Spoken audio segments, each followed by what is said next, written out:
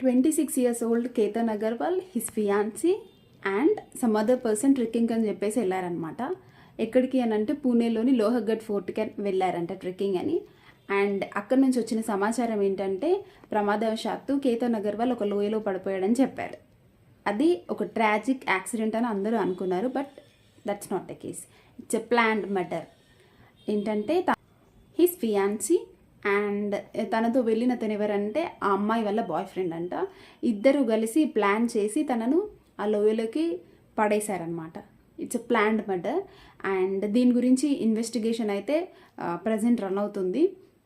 అలా ట్రెక్కింగ్ అని చెప్పి అక్కడికి తీసుకెళ్ళి లోయలో పడేసి చంపేసే బదులు నువ్వు నాకు ఇష్టం లేదు అని ఒక మాటతో చెప్పేస్తే సరిపోతుంది. ఆ అమ్మాయి అయినా వాళ్ళ పేరెంట్స్కి చెప్పుకోవాల్సింది, లేదు నాకు మ్యారేజ్ ఇష్టం లేదు అని.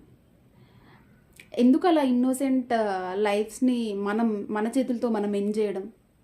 What do we get?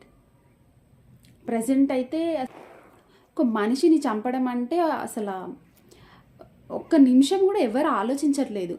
People has become so selfish. దీనిపైన మీ ఒపీనియన్ ఏంటని చెప్పి కమెంట్ చేయండి.